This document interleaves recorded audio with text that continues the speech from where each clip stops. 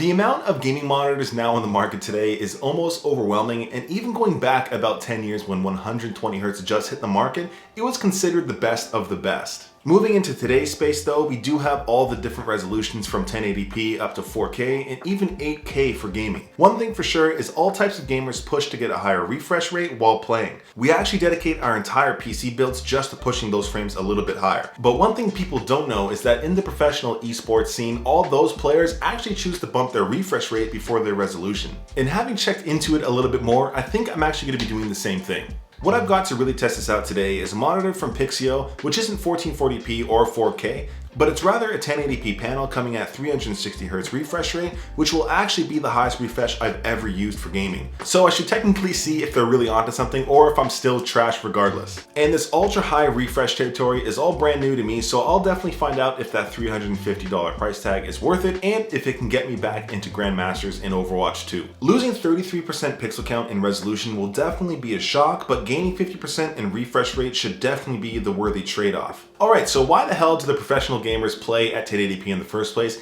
and why the heck am I swapping for my 240Hz $1,200 OLED? Well, in all honesty, it actually comes down to pure practicality and performance. A gaming monitor for a professional is not the same as what a tired dad would use. For somebody like me, being a filthy casual at times, we're typically looking for a couple things. Sure, we want a high refresh rate, and yeah, it's gotta look good alongside a good feature set. But when it does come down to the professional scene, performance is actually king. And in this case, a monitor is more so a tool than something we use for entertainment. So for them, they're looking for a high refresh rate, a clean image, and a super low response time. And typically in esports, you will see players using a smaller 1080p display, not only to keep a cleaner image with a higher PPI, but the smaller size also means moving your head or even your eyeballs less. Yes, something like that does make a difference when six-figure winnings are on the line. But one of the main things for 1080p is that it's far easier for a gaming rig to push 1080 at a high refresh rate. And with that, you're gonna have far less issues or dropped frames. Again, in the pro scene, everything comes down to reliability and functionality. And well, of course I'm no professional, but trying out 360Hz for the first time, it is a whole different level. What's gonna help me get back into Grandmasters and maybe top 500? A 360Hz refresh rate at a 1 millisecond response time. Of course, I am using a DisplayPort to my GPU, but there is a second DisplayPort if you need it,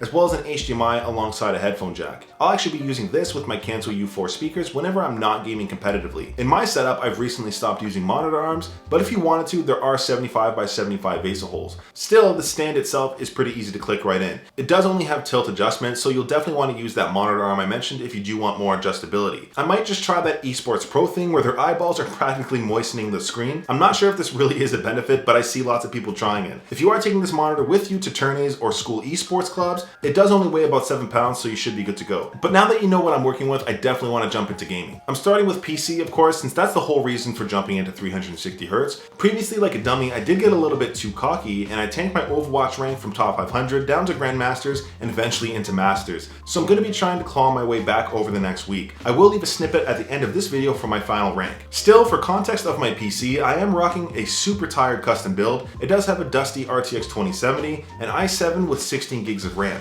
Despite being outdated though, 360Hz at 1080p still works like a charm. And what I actually wasn't expecting by going to 360Hz is that it would actually be noticeable. And I truly thought there would be diminishing returns after 240Hz, but I can definitely see what the pros are onto with this. Now my system doesn't really drag or clip frames at a high resolution thanks to NVIDIA G-Sync, but truly there is a rigid, unwavering smoothness to playing at 1080p, even between 300 to 360Hz. Keeping in mind, I am playing at low settings like most professionals do, and I'm still kind of bottlenecked by my tired i7 CPU. But coming down to actual gaming, I've been more steady with practicing and warming up, but after clicking some heads on a smaller display, I can definitely see the allure. And in terms of input lag or the 1 millisecond response time, I'm not an anime protagonist, so truly it's not something I'd really notice anyways. Overall though, the experience is good. Now after dunking on children in my first day of gameplay, I actually did make it back into Grandmasters, which was a lot sooner than I thought I would. My only issue so far in some games is getting performance anxiety, and I literally just cannot aim and end up tilting and crying under my desk. Forgetting about competitive games for a sec though, I did mention I am a filthy casual, so I was able to throw down some other games on this monitor, and it turned out pretty good. For me, it's definitely gotta be Diablo 4. I still really dig it as much as it gets crapped on. I did just start leveling up a druid in season 2, and it's been a good good time so far. Jumping into other games like my all-time favorite Red Dead Redemption 2, everything still runs wildly smooth. It's actually nice playing this at a higher frame rate as well. I can't really push these sorts of frames at 1440p, so it really is a good time. Outside of PC gaming though, I'm sure I'm not the only one who likes to throw down on console. This is a great option for anybody who does want to jump into high refresh on PC or console. Unlike Overwatch, where I actually am pretty decent, Modern Warfare 3 is a totally different story. These 12-year-olds are in fact anime protagonists who simply ruin my day. And even if I do well in one round, the next match I'm automatically placed with literal Call of Duty gods. I simply don't get it. That said, this monitor is still HDR supported with up to 120Hz refresh on console, so for anybody looking to build out a dual PC and console setup, this monitor is definitely a good pairing. And out of my curiosity, I asked all of you in the community, and it turns out more of you actually prefer higher refresh rates over resolution as well. I will say for anybody who does game competitively on console, a high refresh monitor is still a must-have despite consoles capping at 120Hz. I still feel like the current generation of consoles could probably do more than 120Hz at 1080, but I don't see Microsoft or Sony uncapping their consoles anytime soon. But coming down to the other features this monitor has, it is all inside the menus. If you do like to tinker with your colored profiles, I know lots of professionals do this by changing their black levels and saturation.